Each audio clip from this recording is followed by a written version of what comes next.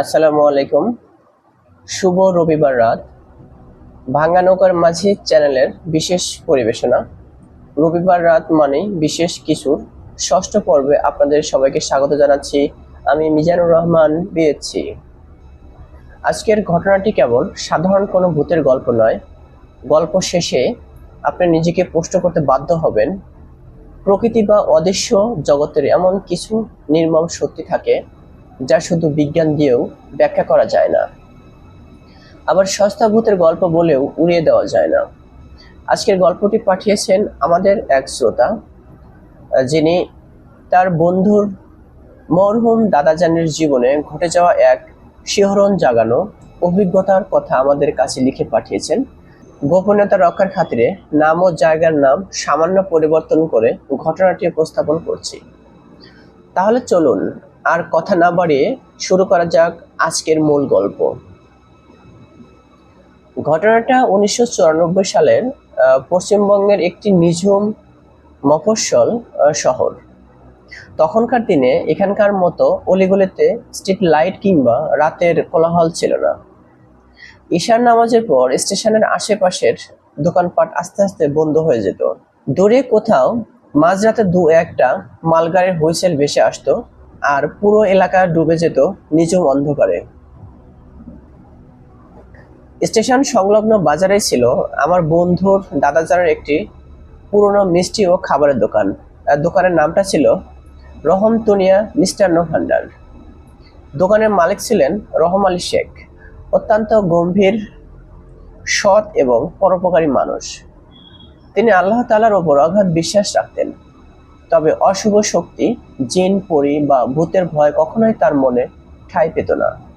তিনি বলতেন, মানুষ যা বোঝে না তাকেই অলৌকিক বলে ভয় পায়, কিন্তু পৃথিবীর সব ঘটনারই পেছনে কোনো না কোনো কারণ থাকে। সারাদিন দোকানে বেচাকেনার শেষে কর্মচারীদের পাওনা মিটিয়ে দেওয়া, খাতা কলমের হিসেব মেলানো আর কড়াই হাঁড়ি ধোয়া হলো কিনা তা তদারকি করতে করতে দাদাজানের বাড়ি ফিরতে ফিরতে প্রায় রাত 1:45 বেজে যেত। প্রতিদিনের মতো সেদিনও তার সঙ্গে ছিল দুই বিশ্বস্ত কর্মচারী, কাশেম আর আব্দুল জব্বার। সেদিন ছিল কার্তিক মাসের শেষ দিক। বাতাসে হালকা ঠান্ডা আমেজ, অমাবস্যার অন্ধকার রাত। আকাশে চাঁদ বা তারার লেশ মাত্র নেই। মাসের শেষের হিসেব মিলাতে গিয়ে সেদিন বেশ দেরি হয়ে গিয়েছিল। দাদাজান ঘড়ির দিকে তাকিয়ে দেখলেন রাত প্রায় 1:45। কাশেম আর আব্দুল জব্বার হাই তুলছিল। দাদাজান সিন্ধুকে তালা লাগিয়ে বললেন, তোরা আর এত রাতে গ্রামে ফিরিস না, পিছনে খালি ঘরে শুয়ে পড়, আমি একাই চলে যাচ্ছি। কাশেম একটু চমকে উঠে বলল, রহমত চাচা, একা যাবেন? আজ আবার গহীন অমাবস্যা, তারপর তো মাঝখানে বাদানির মাঠ পড়বে। দাদাজান হেসে বললেন, আমাকে ভয় দেখাচ্ছিস কাশেম? 30 বছর ধরে এই পথ দিয়ে যাতায়াত করছি, দিন আর রাত আমার কাছে সমান, তোরা নিশ্চিন্তে ঘুমা। হাতে ভারী মেটালের টর্চ লাইট আর চামড়ার টাকার তোড়াটা নিয়ে দাদাজান দোকানের শাটার নামিয়ে তালা দিলেন। তারপর নিস্তব্ধ রাতের পথ ধরে বাড়ির উদ্দেশ্যে হাঁটতে শুরু করলেন। স্টেশন এলাকা পার হলেই শুরু হতো বিশাল আকারে এক খোলা মাঠ।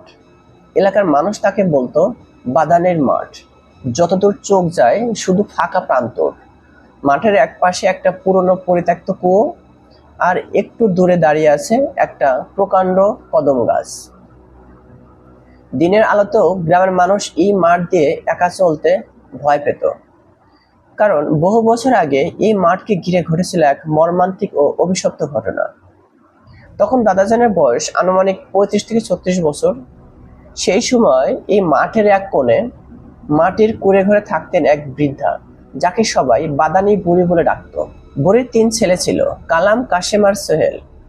3 ছেলে ছিল এলাকার কুখ্যাত দুষ্কৃতকারী। এক বর্ষার রাতে পার্শ্ববর্তী পাড়ার 17 থেকে 18 বছরের এক অনাথ মেয়েকে তারা তুলে নিয়ে যায়। তারপর সেই মেয়েটির ওপর পাশবিক অত্যাচার চালিয়ে তাকে হত্যা করে এবং প্রমাণ লোপাটের জন্য মরদেহ সেই পুরনো কুয়োর ভেতরে ফেলে দেয়। ঘটনা জানাজানি হলে পুলিশ তদন্তে নামে। ধরা পড়ার ভয়ে সেই 3 ভাই রাতের অন্ধকারে ঘর বাড়ি ছেড়ে চম্পট দেয়। কয়েকদিন পর পুলিশ কুয়ো থেকে মেয়েটির বিকৃত লাশ উদ্ধার করে। নিজের সন্তানদের এমন জঘন্য অপরাধ আর সমাজের ঘৃণায় বাদানি বুড়ি মানসিক ভারসাম্য হারিয়ে ফেলেন। আর তার ঠিক দুদিন পর গ্রামের মানুষ দেখে মাঠের সেই কদম গাছের ডাল থেকে বাদানি বুড়ির মৃতদেহ ঝুলছে। যারা সেদিন প্রথম দেখেছিল তারা বলেছিল মৃত্যুর পরও বুড়ির চোখ দুটো অস্বাভাবিক বড় হয়েছিল আর মুখে লেগেছিল এক বিকৃত বিষাদের হাসি। সেই ঘটনার পর থেকেই মাঠটার নাম হয় বাদানির মাঠ। লোকমুখে ছড়িয়ে পড়ে বাদানি বুড়ি নাকি মরেও শান্তি পায়নি, সে এখনো কদম গাছের নিচে ঘুরে বেড়ায় নিজের 3 ছেলের অপেক্ষায়। দাদাজান রহমত আলী কখনো এসব গল্পে কান দিতেন না, কিন্তু সেদিন ঠিক ওই মাঠে পা রাখার পরে যেন চারপাশের পরিবেশটা অদ্ভুতভাবে বদলে যেতে শুরু করলো। হাড় কাঁপানো ঠান্ডার মধ্যেও দাদাজানের কপালে হঠাৎ ঘাম জমে উঠল। চারদিক এতটা নিস্তব্ধ যে নিজের জুতোর শব্দ ছাড়া আর কিছুই শোনা যাচ্ছিল না। এমনকি কিছুক্ষণ আগের ঝিঝি পোকার ডাকটাও হঠাৎ করে বন্ধ হয়ে গেল। মাঠের প্রায় মাঝামাঝি পৌঁছাতে তিনি নাকে পেলেন একটা তীব্র পচা পাটের আর পোড়া তেলের বিকট গন্ধ। দাদাজান হাঁটার গতি কমান। ঠিক তখনই ডান দিকে সেই কদম গাছটার নিচে টিমটিম করে একটা আলো জ্বলতে দেখলেন। এত রাতে এই নির্জন মাঠে আলো কিসের? তিনি সাহস করে মেটালের টর্চের আলোটা কদম গাছের গোড়ায় ফেললেন, আর আলোটা পড়তে দাদাজানের পায়ের রক্ত যেন বরফ হয়ে গেল। গাছটার নিচে হাঁটু গেড়ে বসে আছে এক বৃদ্ধা, গায়ে ময়লা শুকিয়ে যাওয়া একটা ধবধবে সাদা কাফনের মতো কাপড়। টর্চের আলোয় স্পষ্ট দেখা গেল শরীরের চামড়া শুকিয়ে হাড়ের সঙ্গে লেগে গেছে। হাতের আঙ্গুলগুলো অস্বাভাবিক লম্বা, নখগুলো কুচকুচে কালো। মহিলা কোনো শব্দ করছিল না, এক মনে কদম গাছের গোড়ায় রাখা একটা ছোট্ট মাটির চেরাগে আগুন ধরানোর চেষ্টা করছিল। দাদাজান গলা ঝেড়ে ডেকে উঠলেন, কে কে ওখানে? শব্দটা শুনতেই বৃদ্ধার হাত থেমে গেল, কিন্তু সে সঙ্গে সঙ্গে মুখ তুলল না। খুব ধীরে, অস্বাভাবিক ধীরে ঘাড়টা উপরের দিকে তুলল। টর্চের আলো সোজা গিয়ে পড়ল তার মুখে। দাদাজান দেখলেন মুখের চামড়া ঝুলছে, নাকের জায়গায় দুটো কালচে গর্ত, আর চোখ বলে সেখানে কিছুই নেই। দুটো গভীর অন্ধকারের গর্ত জ্যান্ত হয়ে যেন তার দিকে তাকিয়ে আছে। কপালে রক্ত জমাট বাঁধার মতো লাল বড় একটা টিপের মতো দাগ। বৃদ্ধা কোনো কথা বলল না, শুধু তার চোয়াল দুটো দুপাশে ছড়িয়ে এক পৈশাচিক হাসি হাসল। পরের মুহূর্তেই বৃদ্ধা 4 হাত পায়ে ভর দিয়ে ঠিক টিকটিকির মতো অস্বাভাবিক দ্রুততায় কদম গাছটার মোটা গুড়ি বেয়ে উপরের দিকে উঠতে শুরু করলো। হাড় মরমর করার শব্দ ভেসে এলো বাতাসে, আর কয়েক সেকেন্ডের মধ্যে ঘন ডালপালার অন্ধকারে মিলিয়ে গেল। উপর থেকে ঝরে পড়লো কয়েকটি পচা পাতা আর কালচে ছাইয়ের মতো কিছু বস্তু। আর এক মুহূর্ত সেখানে দাঁড়াননি দাদাজান। প্রাণপণে দৌড়াতে শুরু করলেন, পেছনে ফিরে তাকানোর সাহস পাননি। বাড়ি পৌঁছে দরজায় বিকট শব্দে ধাক্কা দিতে দিতে অবশ্যই মেঝে চড়ে পড়ে গেলেন। মুখ দিয়ে কোনো কথা সরছিল না, সারা শরীর জ্বরে থরথর করে কাঁপছিল। পরদিন সকালে দাদাজান পুরো ঘটনা বাড়ির সবাইকে বললেন, কিন্তু বড় ভাই আর প্রতিবেশীরা শুনে হেসে উড়িয়ে দিল। বলল, রাতের ক্লান্তি আর আলো ছায়ার খেলা দেখেছে রহমত, আর কিছুই না। কিন্তু দাদাজানের স্ত্রী বুঝতে পেরেছিলেন স্বামী সাধারণ ভয় পাননি। তিনি স্থানীয় মসজিদ থেকে হুজুর মৌলানা কাসেম সাহেবকে ডেকে আনলেন। হুজুর এসে দাদাজানকে দেখে আতাল কুরসি করে পানি পড়া দিলেন এবং বললেন, রহমত আলী এমন কিছু দেখে ফেলছে যা মানুষের দেখার কথা নয়। কিন্তু কোনো দোয়া কালাম বা চিকিৎসায় কাজ হলো না। ঠিক 3 দিনের মাথায় দাদাজানের শরীরে ভীষণ জ্বর এলো। রাতের বেলা জ্বর বাড়লে তিনি প্রলোভ বকতেন। ঘরের কোণে একটু আলো দেখতেই আতঙ্কে চিৎকার করে উঠতেন, ও গাছে উঠছে, আমাকে ডাকছে, ও বলছে আমার ছেলেদের এনে দে, না হয় তোকে নিয়ে যাব। শহর থেকে বড় ডাক্তার আনা হলো, সব পরীক্ষা করানো হলো। ডাক্তার রিপোর্ট দেখে তাজ্জব হয়ে বললেন, ওনার ফুসফুসে হঠাৎ করে মারাত্মক যক্ষা বা ইনফেকশন ছড়িয়ে পড়েছে, যা স্বাভাবিক বিজ্ঞানে এত দ্রুত সম্ভব নয়। দিন যত যাচ্ছিল দাদাজান শুকিয়ে একদম কঙ্কাল হয়ে যাচ্ছিলেন। আর 10 দিনের মাথায় গভীর রাতে হঠাৎ করে দাদাজানের মুখ দিয়ে গল গল করে কালো রক্ত বেরোতে শুরু করলো। ঘর জুড়ে ছড়িয়ে পড়লো সেই পচা পাটের আর পোড়া তেলের বিশ্রী গন্ধ। দাদাজান কাঁপতে কাঁপতে ঘরের ছাদের কোণার দিকে হাত তুলে ইশারা করলেন, যেন সেখানে কাউকে দেখতে পাচ্ছেন যাকে অন্য কেউ দেখছে না। ঠোঁট দুটো নড়লো, কিন্তু কোনো শব্দ বের হলো না। পরে মুহূর্তে তার হাতটি ঢলে পড়লো নিচে। রহমত আলী শেখ শেষ নিঃশ্বাস ত্যাগ করলেন। ইন্না লিল্লাহি ওয়া ইন্না ইলাইহি রাজিউন। গল্পটা এখানে শেষ হতে পারত, কিন্তু আসল রহস্য উন্মোচিত হয় ঠিক 5 বছর পর, 1999 সালে। রেল কর্তৃপক্ষ স্টেশনের পাশে নতুন ব্রডগেজ লাইন বসানোর কাজ শুরু করে। বাদানির মাঠের বড় অংশ অধিগ্রহণ করা হয়। বুলডোজার দিয়ে কেটে ফেলা হয় সেই পুরনো কদম গাছটি।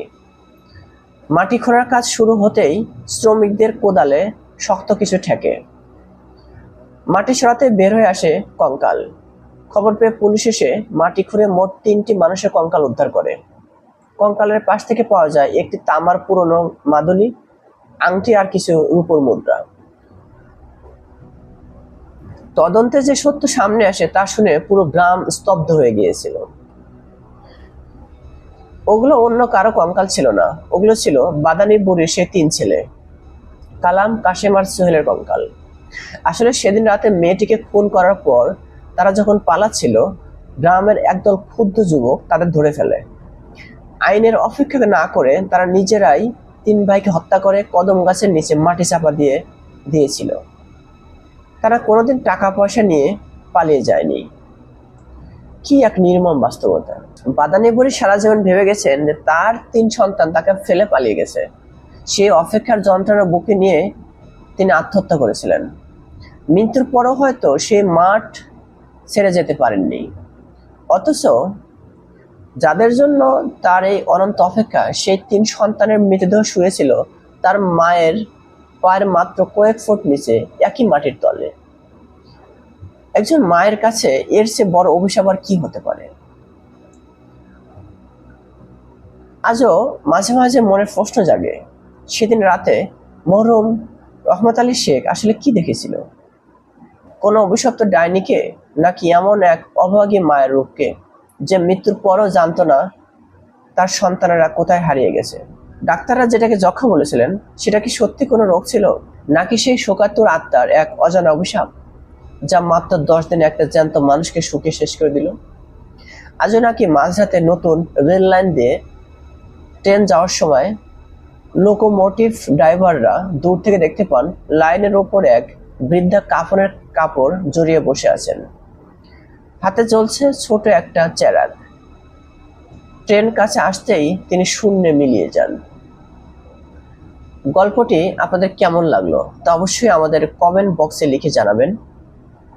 আপনার জীবনে যদি এমন কোনো অদেখা বা অলৌকিক ঘটনা ঘটে থাকে তবে আমাদের লিখে পাঠাতে পারেন। আমাদের জিমেইল smizan489@gmail.com, আমাদের ইউটিউব চ্যানেল ভাঙ্গা নৌকার মাঝি, আমাদের ফেসবুক পেজ ভাঙ্গা নৌকার মাঝির ইনবক্সে আপনারা এগুলো পাঠাতে পারেন। আজকের মতো এখানেই বিদায় নিচ্ছি। আগামী সপ্তাহে রবিবার রাত মানেই বিশেষ কিছু নতুন কোনো পর্ব নিয়ে আবারও হাজির হব ইনশাল্লাহ। ততক্ষণ পর্যন্ত সবাই ভালো থাকুন, সুস্থ থাকুন এবং দেখতে থাকুন ভাঙ্গা নৌকার মাঝি। কণ্ঠে ছিলাম আমি মিজানুর রহমান বিএচসি।